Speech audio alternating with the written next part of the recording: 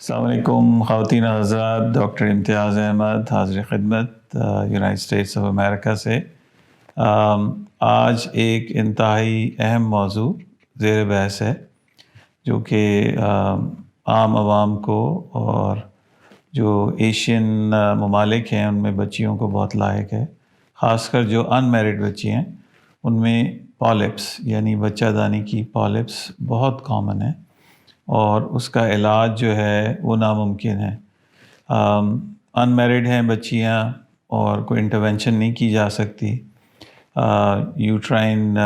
Detail examination نہیں کیا جا سکتا تو وہ سفر کرتی ہیں، اور ہمارے مشاہدے میں آیا ہے کہ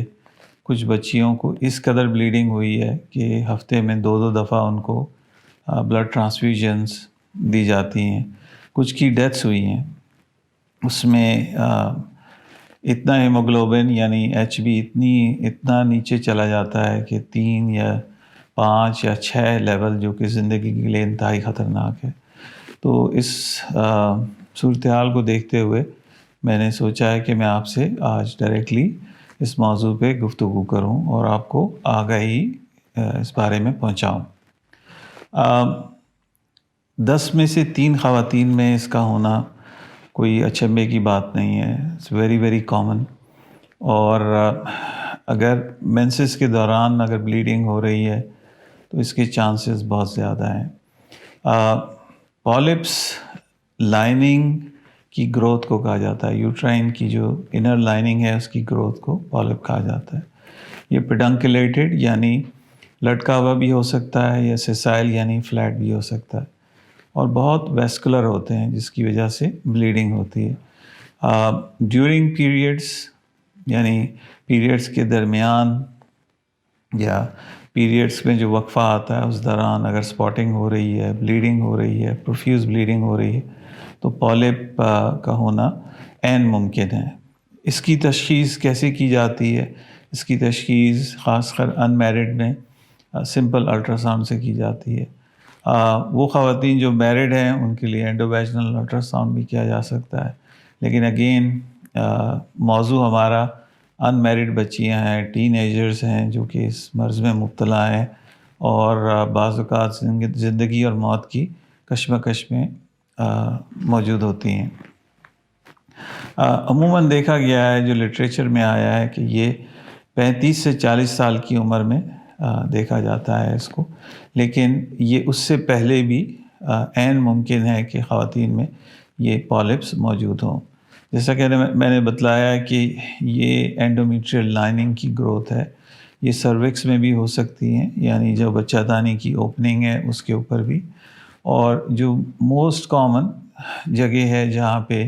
اس کی گروتھ ہے وہ ہے فنڈس، یعنی جو یوٹرس یعنی بچہ دانی کی چھت ہے وہاں اس کی لوکیشن سب سے زیادہ ہے۔ یہ ایک سمال یعنی انگور کے دانے سے لے کے ایک بہت بڑے سیب یا ایک پیئر یعنی ناشپاتی کے سائز کی بھی ہو سکتے ہیں۔ ان کے کوئی سمٹمز بھی نہیں ہو سکتے بعض اوقات، اور یہ ایسمپٹومیٹک رہتی ہیں، یعنی آپ کو پالپ ہوتا ہے لیکن آپ کو اس کا علم نہیں ہوتا۔ اچھی جائے کہ آپ کو بلیڈنگ ہو، پین ہو، پریشر آپ فیل کریں، ٹھیک ہے۔ سب سے جو اہم چیز ہے وہ ہے انٹرمیٹنٹ بلیڈنگ، یعنی پیریڈس کے درمیان آپ کو بلیڈنگ ہونا، پوسٹ کوائٹل بلیڈنگ یعنی ازدواجی تعلقات کے بعد بلیڈنگ ہونا، watery discharge, foul smelling discharge, infection بھی ہو سکتا ہے اس کے ساتھ۔ لیکن اگین موضوع جو زیر بحث ہے وہ ان میرڈ بچیاں ہیں جن کی شادی ابھی نہیں ہوئی ہے اور ان کی ورجنٹی کو ہم نے پریزرو کرنا ہے، تو اس کے لیے صورتحال انتہائی کمپلیکیٹڈ ہو جاتی ہے، جس کے لیے جو سب سے آئیڈیل ٹریٹمنٹ ہے وہ ہے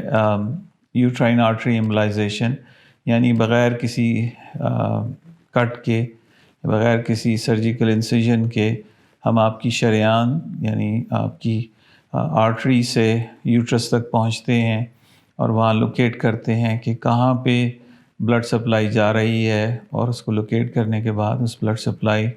کو جو کہ آپ کی پالپ کو پہنچا رہی ہے خون، اس کو بلاک کر دیا جاتا ہے اور اس طرح یہ پالپ سکڑ جاتا ہے اور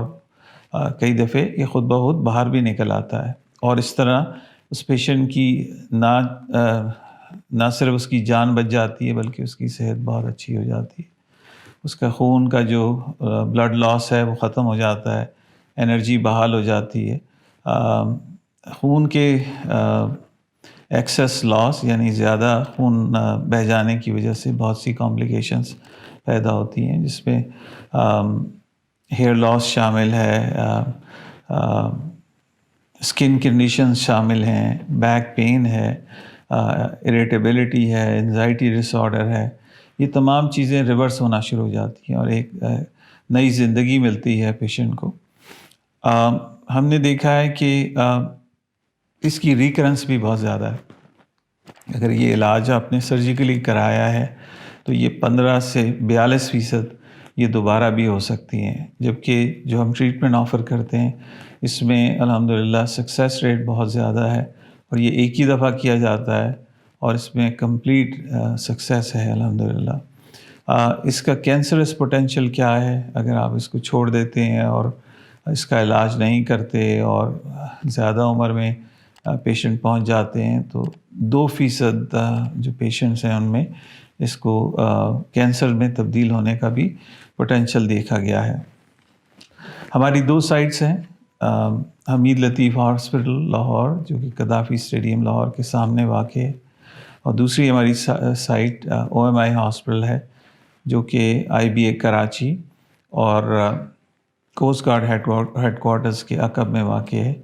یہ دونوں sites state of the art ہیں، وہاں پہ ہمارا ڈیلی اسٹاف موجود ہے۔ آپ مشورے کے لیے ہمیں اپنی رپورٹس واٹس ایپ کر سکتی ہیں، رابطہ کر سکتی ہیں۔ ہمارا نمبر دیا گیا ہے سلائیڈ پہ، آپ موجود ہے 033125973222۔ سلسلے میں جو بھی ہم آپ کی رہنمائی کر سکتے ہیں وہ ضرور کریں گے۔ یاد رہے کہ یہ موضوع اگین ان بچیوں کے لیے ہے جو ان میرڈ ہیں، ان میں ہم DNC نہیں کر سکتے، ان میں ہم ہسٹیروسکوپی نہیں کر سکتے، ان میں ہم کسی قسم کی انٹرونشن نہیں کر سکتے جس سے ان کی ورجنٹی متاثر ہو۔ سو ہم اس سلسلے میں آپ کو گائیڈنس دینے کے لیے اویلیبل ہیں۔ ہمارا اسٹاف روزانہ کی بنیاد پہ موجود ہے اور اس سلسلے میں جو بھی آپ کی رہنمائی ہو سکتی ہے وہ ہم ضرور کریں گے۔ السلام علیکم ورحمۃ اللہ وبرکاتہ۔